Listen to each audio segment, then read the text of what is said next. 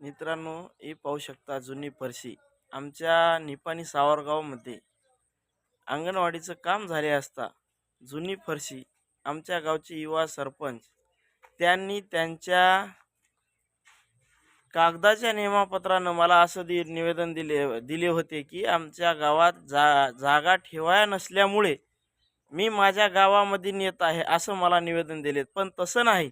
त्यांनी त्यांच्या गोठ्यामध्ये किंवा त्यांच्या घरासमोर टाकण्यासाठी नेले असता मी निवेदन व तक्रारी ग्रामसेवकला दिल्यामुळे शासनाची मालमत्ता जी एखादं काम केल्यानंतर जी जुनी मालमत्ता असते ती जुनी मालमत्ता ग्रामपंचायतला जमा करायचं असते किंवा लिलाव करून विकून त्याचे पैसे ग्रामपंचायतच्या खात्यात टाकायचं असते. असं न करता त्यांनी घरला नेल्यामुळे मी वारंवार तक्रार केलो असता माझ्या गावामध्ये निपाणी सावरगावमध्ये पुन्हा फरशी त्यांनी आणून टाकली आहे.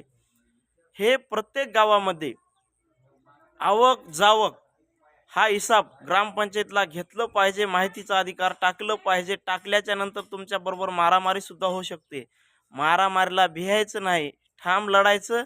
आणि असा जो गावामध्ये कोणाचाही भ्रष्टाचार असतो त्या भ्रष्टाचाराच्या विरोधात सक्षम लढलं पाहिजे. आणि अशी जी मालमत्ता ग्रामपंचायतची आहे त्यांच्या विरोधात खास करून लढलं पाहिजे. ही पाहू शकता आपल्या निवेदनामुळं पुन्हा बाहेरगावला गेलेली फरशी आपल्या गावामध्ये आलेली आहे. हा माझं कार्य 4 वर्षापासून चालू असल्यामुळे हे शक्य होत आहे. याच्यातली संपूर्ण माहिती मी 70 ते 80% माहितीनुसार गेलेलो आहे. बाकीची 20-30% राहिलेली मी पुढील काळामध्ये माहिती घेऊन असंच कार्य करत राहणार. आणि माझ्या गावातला भ्रष्टाचार होऊ देणार नाही तर देगलूर तालुक्यातला दूरच आहे. माझ्यापर्यंत जो पण भ्रष्टाचार येईल तो खुलेआम निलाम केल्याशिवाय राहणार नाही. मी उपजिल्हा अध्यक्ष सामाजिक कार्यकर्ता आकाश पाटील आणि ग्रामसेवक हे गावचे सचिव असतात. आणि या ग्रामसेवकांनी पुन्हा सांगू लागलो मी, साहेब अशी मदत पुढी करत जाऊ नका. विनाकारण तुमच्या विरोधात मला गुन्हा दाखल करावा लागेल. तुम्ही काळ्याचं पांढरं करून मला कागद देत आहात पण मी पण तुमची निलामी किंवा बदनामी ह्या व्हिडिओच्या माध्यमातून दुसऱ्या वेळेस सोडणार नाही तुम्हाला. यावेळेस तुम्हाला सांगत आहे की अशा जे काम जुनं आहे ते काम जी काही ते वस्तू तुटी मुटी काही राहू द्या पण ग्रामपंचायतच मध्ये ठेवलं पाहिजे, घरला न नेलं पाहिजे.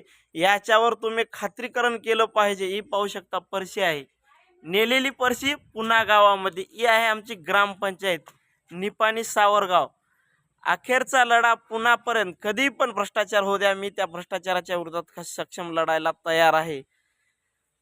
लेट आहे पण थेट आहे, गावातच आणावं लागलेले आहे. पुन्हा भ्रष्टाचार काही केलं तर पुन्हा आकाश पाटीलच सुटणार आहेत. त्यासाठी भ्रष्टाचार करू नका. आणि पुन्हा सांगतो, काही असो माझ्यापर्यंत महिन्या ते महिना आवक जावक माहिती येत आहे. तसंच प्रत्येक गावात प्रत्येक कार्यकर्ता आवक जावक माहिती घेतला पाहिजे, तरच तुमच्या गावचा संपूर्ण कारभार तुमच्या लक्षात येतो. धन्यवाद. जय महाराष्ट्र.